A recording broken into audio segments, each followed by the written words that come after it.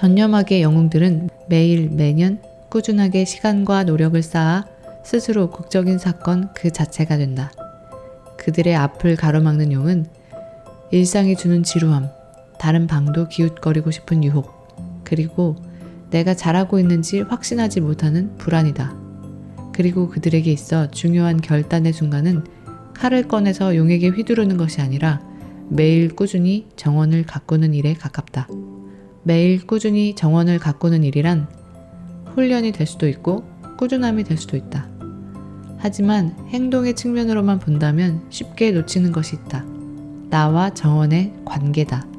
정원을 매일 꾸준히 가꾸기 위해서는 내가 즐겁고 행복해야 지속 가능하기 때문이다. 제대로 전념하기 위해서는 순서가 필요하다. 1. 나에 대한 이해. 체인지 그라운드에서 여러 훌륭한 분들을 만나 인터뷰를 하면서 내가 마지막에 묻는 질문이 있다. 인생의 가치는 뭔가요?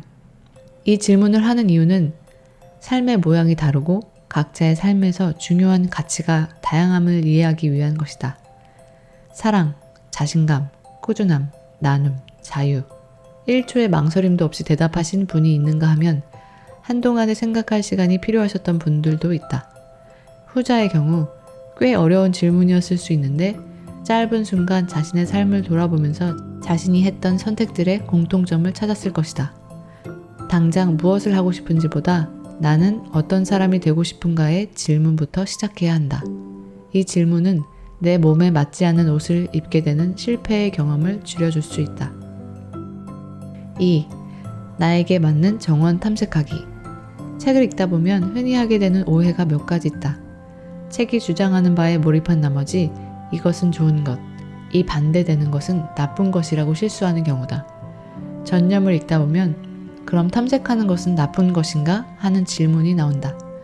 하지만 전념의 저자도 탐색 모드에는 분명히 장점이 있다고 밝혔다. 다만 적어도 어느 시점까지는 이라는 전제가 있을 뿐이다. 전념의 저자 피트 데이비스는 탐색 모드는 특히 10대 후반과 20대 초반에 해당하는 사람들에게 유효하다고 말한다. 매일 꾸준히, 즉 평생 정원을 가꾸기 위해서는 10분의 전념부터 시작해야 한다. 10분, 1시간의 경험을 통해 나에게 적합한 정원을 찾아야 한다. 거기까지 분명히 시간이 필요하다. 다만 조심하자. 겉핥기식의 무한 탐색이 아니라 내가 원하는 가치에 부합하는지 깊이 생각하는 시간이 필요하다. 3. 임계점을 돌파하기까지 전념하는 시간. 전념하기의 영웅들은 올바른 균형을 유지하는 데에 성공한 사람들이다. 자기에게 맞지 않는 방에 갇혀 있거나 한없이 복도를 서성대며 이방저방 기웃대는 대신 그들은 스스로 방을 선택해서 거기에 정착함으로써 이 같은 긴장감을 해소할 방법을 찾았다. 나에게 맞는 정원을 찾았다면 그 정원에 씨를 심고 꽃을 피우고 열매를 맺기까지는 시간이 필요하다는 것을 인정해야 한다. 충분한 시간을 전념해야 비로소 변화가 시작된다. 이것을 제이콥 리스는 바위를 두드리는 석수에 비유했고 피트 시거는 시소에 비유했다. 100번을 두드려도 실금 하나 가지 않던 바위가 단 한 번에 망치질을 하는 순간 쩍 하고 둘로 갈라진다.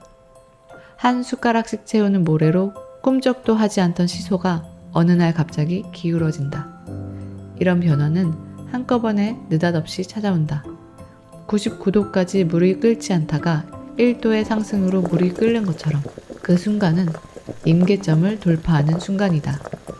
임계점을 돌파한 후의 변화는 복리의 효과로 설명할 수 있을 것 같다.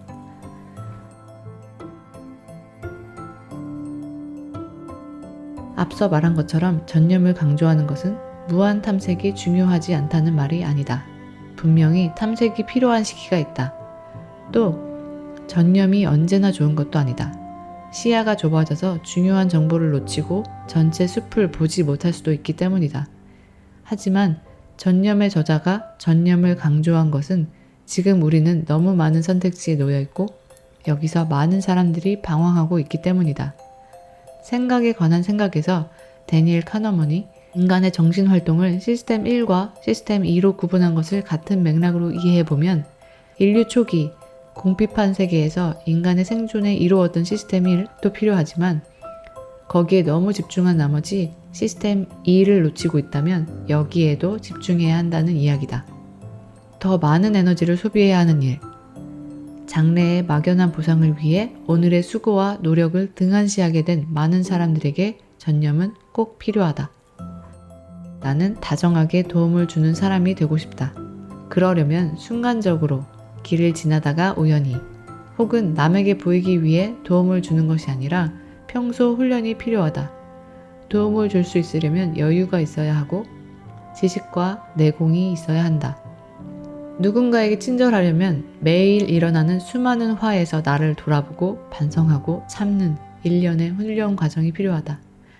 새 아이들과의 관계에 있어서 매일 기도와 반성과 사과로 훈련하는 한편 1년 동안 매월 50km를 달리고 걷겠다는 나와의 약속을 지켰다. 1년 동안 매일 11시에 45분 동안 책을 읽겠다는 약속을 지켰다. 3년 동안 1, 2주에 한 번씩 독서 모임에서 진행하는 책들을 읽고 마감 기한을 놓치는 일 없이 서평을 썼다. 하나하나 모든 행동들을 할 때마다 과연 이걸 해서 도움이 될까 싶었지만 지난 시간을 돌아보면 불과 3년 전에 나와 완전히 다른 사람이 되었다고 할 정도로 변화를 만들어낸 것은 저 행동들이 쌓인 덕분이었다고 자신 있게 말할 수 있다. 전념은 어떤 영웅적인 순간들이 모인 것이 아니다. 일상의 지루하고 반복적인 순간들이 쌓이다 보면 변화는 자연스럽게 만들어진다.